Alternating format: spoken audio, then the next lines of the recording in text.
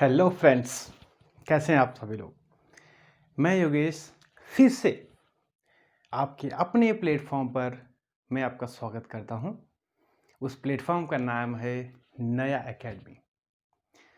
तो पिछले टर्म पर हम लोग क्लास 11th के एरर टॉपिक को डिस्कस कर रहे थे।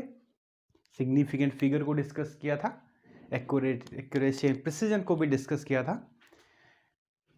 तो हम लोग उसी क्रम में आज छोटा सा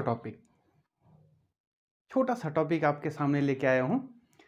उस छोटे से टॉपिक पे हम लोग सिर्फ डिस्कशन करेंगे और उस डिस्कशन के जरिए उस टॉपिक को इजी बनाएंगे। तो चलते हैं आज के अपने टॉपिक पर।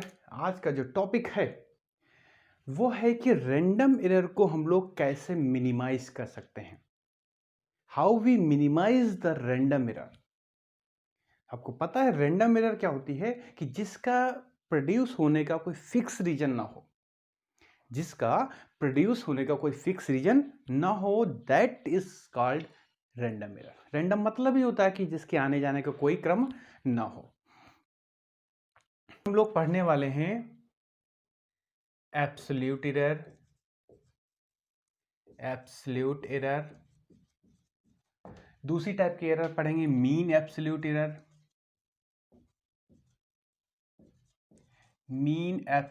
एरर।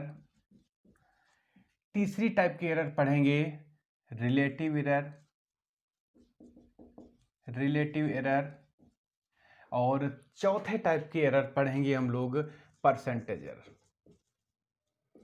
Percentage error.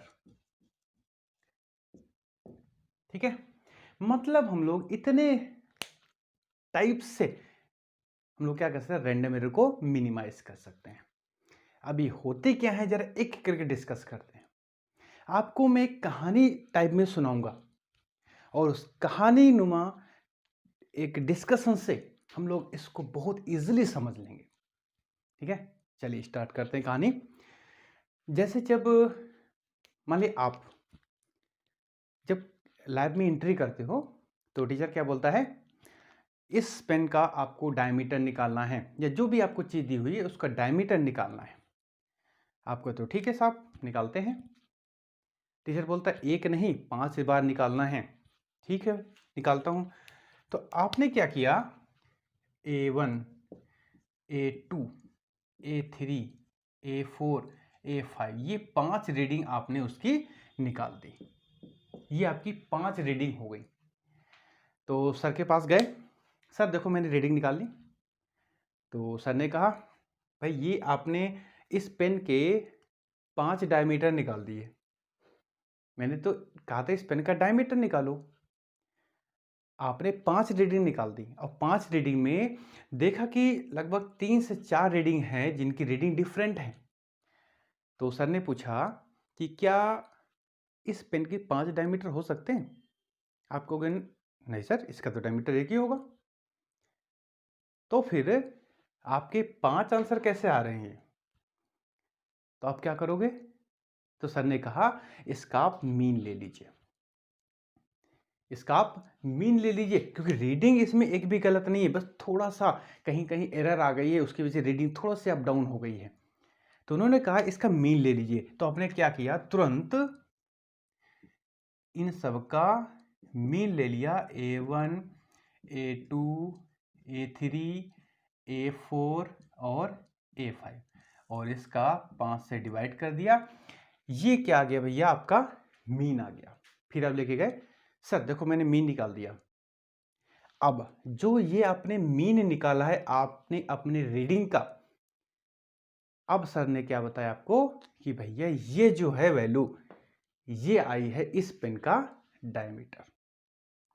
मतलब ये जो वैल्यू आई है इसको हम लोग क्या बोल देते हैं, ट्रू वैल्यू भी बोल देते हैं, जो ए मीन आई है। ठीक है, तो आपको समझ में आ गया कि ट्रू वैल्यू हम कैसे निकालते हैं। जितनी भी रीडिंग आपके पास होगी उनको मीन निकाल देंगे और क्या आ जाएगा, आपका ट्रू वैल्यू आ जाएगा। ठीक, फिर सर ने कहा अच्छा ठीक है ऐसा करो, ट्रू वैल्यू से सबको माइनस कर दो। एक एक करके। तो आपने कहा सर ये कौन सी बड़ी बात है, तो आपने लिख दिया ए मीन माइनस A1, ए मीन माइनस A2, ए मीन माइनस A3, ए मीन माइनस A4, ए मीन माइनस A5। अब यहां पर जो आंसर है, जो आपका आंसर आएगा, पॉसिबिलिटी है आंसर माइनस में भी आ सकता है और प्लस में भी आ सकता है। भाई जब मीन अगर A1 से कम हुआ तब तो माइनस में आ जाएगा, अगर A1 से ज्यादा हुआ तब प्लस आएगा। ठीक है, तो यहां पर हम लिख देते हैं delta A1, delta A2, delta A3, delta A4, delta A5। ठीक है, तो यहां पर जो delta A1, A2, A3, A5 ये सब हैं, ये माइनस में भी आ सकती हैं और ये पॉजिटिव में भी रह सकती हैं। तो यहां लिख सकते हैं मे बी नेगेटिव और पॉजिटिव, मे बी नेगेटिव और पॉजिटिव, ये सभी में रहेगा।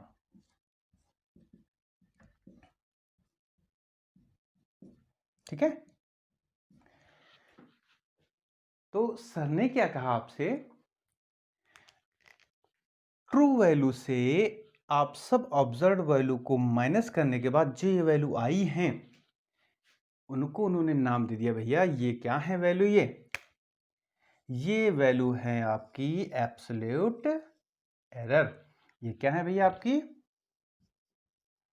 Absolute error.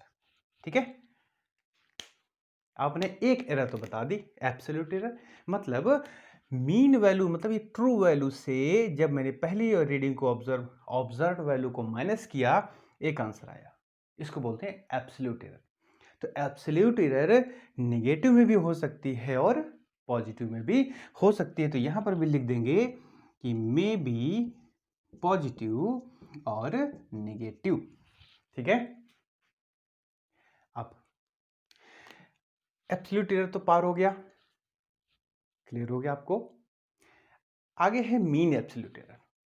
करना क्या है, कुछ नहीं, जितने हैं उनको मॉड लगा दीजिए, उनको मीन ले लीजिए। तो अगला जो हमारा है मीन एब्सोल्यूट एरर, तो उन्होंने कहा भैया जो डेल्टा ए है ये लिखा जाएगा मॉड के अंदर। मॉड होता है कि जो मॉड के अंदर कोई भी चीज लिखते हो तो वो नेगेटिव को भी पॉजिटिव कर देता है और पॉजिटिव तो पॉजिटिव है ही। ठीक है, तो यहां पर हम लिख देंगे equal to mod delta A1 plus mod delta A2 plus mod delta A3 plus mod delta A4 plus mod delta A5 upon 5। ठीक है, तो मॉड का काम क्या होता है, ये नेगेटिव को तो पॉजिटिव को तो पॉजिटिव रखता ही रखता है, बल्कि और साथ ही साथ नेगेटिव क्वांटिटी को भी पॉजिटिव में कन्वर्ट कर देता है।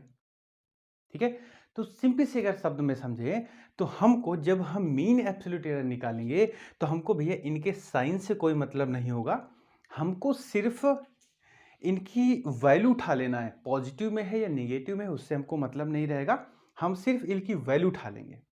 जैसे किसी की -5 है, किसी की +4 है, किसी की +6 है, तो माइनस प्लस से मतलब नहीं, 5, 4, 6 ये उठा के तुरंत इसमें ऐड कर देंगे। ठीक, अब यहां पे ये जो आई है इसको बोलते हैं भैया mean absolute error, mean absolute error. अब जब यहां पे नेगेटिव साइन तो है ही नहीं, तो भैया जो मीन एब्सोल्यूट एरर है यह आपकी ऑलवेज पॉजिटिव रहती है। कैसी रहती है, ऑलवेज पॉजिटिव रहती है। ठीक, तो हमारे कंप्लीट हो गए। अब हम लोग चलते हैं आगे रिलेटिव एरर पे। इसका छोटा सा फॉर्मूला एक आपको याद रखना पड़ेगा, यहां लिखे दे रहे हैं रिलेटिव एरर का। रिलेटिव एरर का भैया एक फॉर्मूला होता है mean absolute error upon true value. ये बस आपको एक फॉर्मूला याद रखना पड़ेगा भैया, mean absolute error upon true value. ठीक है, mean absolute error upon true value. अब देखो, कहीं कहीं भैया आपको ये सिंबल डिफरेंट मिल सकते हैं, कहीं के आपको मॉड एक इसके ऊपर बार भी लगा देंगे। ठीक है, वो अलग मैटर रहता है कि सिंबल क्या बना हुआ है। हमको सिंबल पे फोकस नहीं करना है, क्योंकि हर बुक में डिफरेंट टाइप के सिंबल बनते हैं। कहीं कहीं यहाँ पे इसके ऊपर बार लगा देंगे, कहीं से मॉड लगाता है, या डिफरेंट जैसा भी जिसका मन होता है। लेकिन हमको बस क्या करना है, हमको बस तरीके पे फोकस करना है, सिंबल पे फोकस नहीं करना। सिंबल तो हम कुछ भी बना सकते हैं। हमको क्या करना है कि यहां पर मीन एब्सोल्यूट एरर कैसे निकालेंगे, जितनी भी एब्सोल्यूट एरर हैं उनके सिर्फ उसी वैल्यू उठा करके ऐड कर देना है, और जितनी मैंने वैल्यू उठाई थी उतनी संख्या से डिवाइड कर देंगे, मीन एब्सोल्यूट एरर आ गई। अब अगर हम रिलेटिव एरर की बात करें, तो रिलेटिव एरर क्या होता है आपका, mean absolute error upon true value, mean absolute error upon true value. ठीक है, ये तो हो गया रिलेटिव एरर। और इसको हम लोग, ये हमारी हो गई रिलेटिव एरर और मीन मीन एब्सोल्यूट एरर। और इसको अगर हम ए मीन है, अगर इससे हम डिवाइड कर दें, तो अगर हम इसका फॉर्मूला लिखना चाहें रिलेटिव एरर का, तो हम लोग क्या लिख सकते हैं इस तरीके से। ये तो है, ये सिंबल फॉर्म में लिख दिया, लेकिन ये मत सोच लीजिएगा कि ये सिंबल ट्रू वैल्यू का होता है, ये सिंबल मीन एब्सोल्यूट एरर का। जो मन हो भैया वो आप लिख सकते हो, यू आर फ्री। इसलिए मैं समझाने पे फोकस करता हूं। अगर अब आते हैं यहां पर परसेंटेज एरर की, कुछ नहीं करना, इसको क्या करना है 100 से मल्टीप्लाई कर दीजिए। अगर हम इसको 100 से मल्टीप्लाई कर देते हैं, अगर इसको हम 100 से मल्टीप्लाई कर देते हैं तो किस में कन्वर्ट हो जाएगा भैया, ये परसेंटेज एरर में कन्वर्ट हो जाएगा। तो फॉर्मूला क्या आ गया आपका, इंटू 100। ठीक है, सिर्फ 100 से मल्टीप्लाई करना है। ठीक, तो ये आ गया भैया आपका परसेंटेज एरर का फार्मूला। और चीज एक बार बता दें, कभी कभी रिलेटिव एरर को मैक्सिमम फ्रैक्शनल एरर भी बोलते हैं। तो इसको भैया ध्यान दीजिएगा कि रिलेटिव एरर को कभी कभी कहाँ लिख दें, यहां लिखे जा रहे हैं। ठीक है, तो यहां पर लिख दें कि रिलेटिव एरर को कभी कभी मैक्सिमम फ्रैक्शनल एरर भी बोल देते हैं। तो ये न्यूमेरिकल के हिसाब से, पॉइंट ऑफ व्यू से बहुत इंपॉर्टेंट फार्मूला है। ठीक है, क्योंकि ये जो लिखी हुई है, अभी जब आगे आपको प्रोपोगेशन वाला बताएंगे एरर आगे कैसे बढ़ती है, तो वहां पर डेल्टा ए अपॉन ए, ये symbol delta x by x, ये सिंबल ये है किसका, ये है किसका, ये भैया रिलेटिव एरर का होता है। फॉर्मूला रिलेटिव एरर का है। तो रिलेटिव एरर को दूसरे नाम से भी जानते हैं, मैक्सिमम फ्रैक्शनल एरर के नाम से भी जाना जाता है। ठीक है, और इसको अगर हम 100 से मल्टीप्लाई कर देंगे तो ये परसेंटेज में चेंज हो जाएगा। तो मैंने कहा था ना आज का टॉपिक छोटा सा है, तो ये छोटा से टॉपिक का छोटा सा इंटरेस्टिंग एक्सप्लेनेशन। तो आई थिंक अब आपको absolute error, mean absolute error, relative error और परसेंटेज एरर में कोई भी डाउट नहीं होगा। ठीक है, तो भैया आज के इस छोटे से वीडियो में बस इतना ही। अगली वीडियो में हम लोग प्रोपोगेशन ऑफ एरर या कॉम्बिनेशन ऑफ एरर, मतलब एरर हमारी आगे कैसे बढ़ती है, ये हमको देखना है। थोड़ा सा हिंट देते हैं कि जैसे जब हम न्यूमेरिकल नोट करते हैं, क्या होता है, गिवन ये to find formula used calculation. मैंने फार्मूला कैलकुलेशन करते समय मैंने थोड़ी सी मिस्टेक यहाँ पे कर दी। शुरू में पता नहीं लगा, हमको आंसर जब देखे आंसर कुछ और ही आ रहा है, आंसर बुक में किसी और, हमारा कुछ और। फिर मैं दिमाग लगाता हूँ कहाँ पे गलती हो गई, कहाँ पे गलती हो गई। फिर सोचता हूँ अरे यहीं पे गलती हो गई। गलती की मैंने ऊपर और आंसर, उसका असर दिख रहा नीचे, तो इतनी दूर ये चली कैसे। तो हमको अगले वीडियो में यही समझना है, यही एक्सप्लेन करेंगे कि आखिर एरर आगे बढ़ती कैसे, उसके आगे बढ़ने के कौन कौन से फार्मूले होते हैं। ठीक है भैया, तो मिलते हैं फिर नेक्स्ट वीडियो में। तब तक आप लोग अच्छे से रिवीजन करिए। कोई भी डाउट हो, बिना कोई सोचे, बिना कोई हेजिटेशन के आप तुरंत कमेंट में अपना क्वेश्चन पूछ सकते हो, आपको आंसर मिलेगा। तो अगर आप इस वीडियो को, मेरे चैनल पे पहली बार इस वीडियो को देख रहे हैं, तो प्लीज़ चैनल को सब्सक्राइब कर दीजिए, जिससे आपको मैं जितनी भी वीडियो अपडेट करता हूँ, डालता हूँ, तो आपको तुरंत के तुरंत नोटिफिकेशन मिल जाए, आपकी एक भी वीडियो मिस ना हो।